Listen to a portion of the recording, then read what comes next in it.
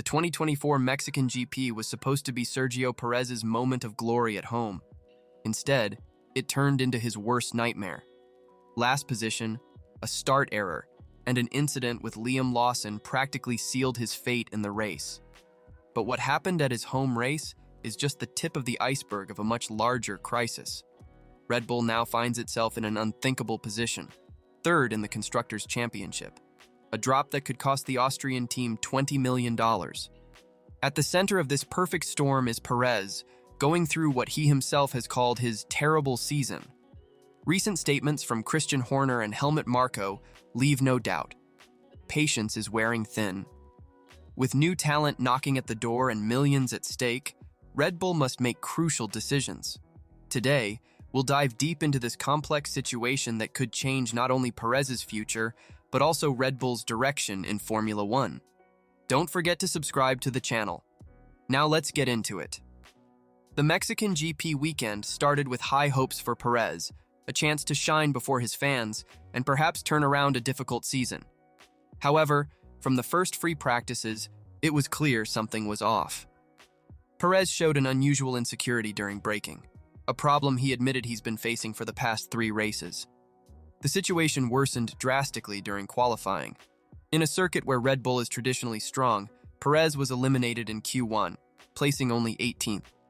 A performance that left him nearly 0.8 of a second behind teammate Max Verstappen, who secured the front row. The difference in pace was striking, but the worst was yet to come. On Sunday, the race began with a basic mistake. Perez positioned himself incorrectly on the starting grid, something Helmut Marko called incomprehensible for a driver of his experience. The resulting 5-second penalty was just the beginning of an afternoon to forget. The incident with Liam Lawson, which resulted in significant car damage, estimated at a 70-point loss in downforce, practically ended any chance of recovery. But what makes this situation even more critical is not just Perez's individual performance, but the direct impact his results are having on Red Bull's finances. The math is unforgiving. Each position in the Constructors Championship is worth approximately $10 million. And Red Bull, which started the season with absolute dominance, now finds itself in an unimaginable position, third place behind McLaren and Ferrari, a drop that could cost the team around $20 million in prize money. Perez's season stats are alarming. In the last 14 races since the Emilia-Romagna GP, he has scored only 47 points, an average of just over 3 points per race. His best result in this period?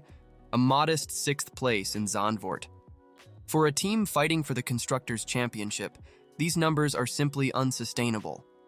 The situation becomes even more critical when we look at the performance of direct rivals. While McLaren has both drivers consistently scoring and Ferrari celebrates double podiums, Red Bull is essentially depending solely on Verstappen to maintain its position in the championship. With millions on the line and underwhelming results, it was inevitable for Red Bull to start exploring other options. The search for alternatives is already in full swing, with 2 names emerging as main candidates. The first is Liam Lawson, strategically placed in RB after Daniel Ricciardo's departure.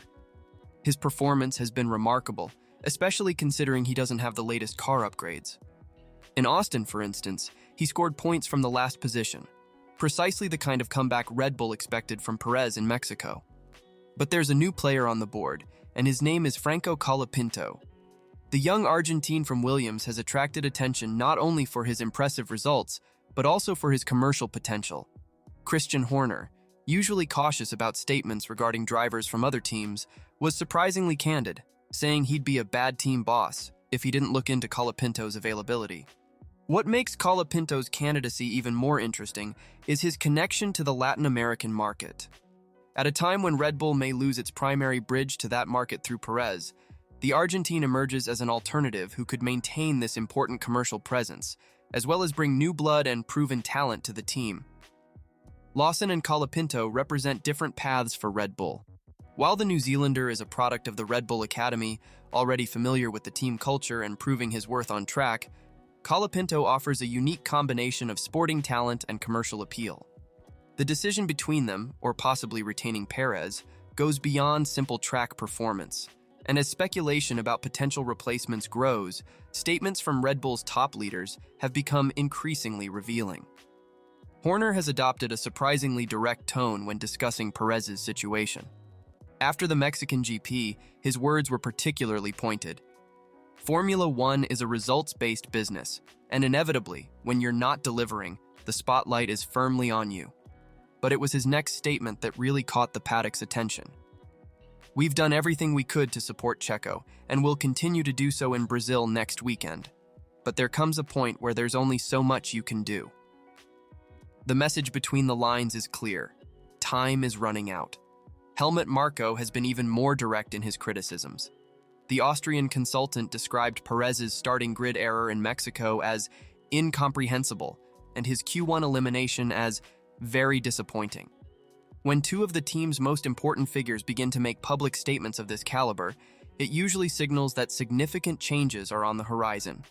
However, the decision about Perez's future is much more complex than just numbers and results on the track. The commercial aspect of Perez's presence at Red Bull cannot be underestimated. Through him, the team established a strong presence in the Latin American market, especially in Mexico.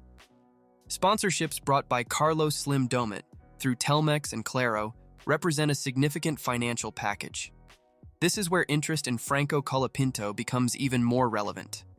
The Argentine would not only be a sports replacement, but also a potential bridge to keep Red Bull strongly connected to the Latin American market. However, his contractual situation with Williams presents significant challenges. Marko has already made it clear that Red Bull is not interested in a loan deal.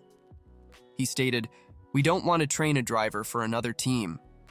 This stance forces the team to consider a full negotiation, which could involve substantial amounts, especially given that Williams has publicly recognized Colapinto's value. Red Bull now finds itself at a critical crossroads. On one side, the immediate pressure for results in the Constructors Championship and the need to have two cars consistently scoring. On the other, the complex commercial and strategic implications of a possible driver change.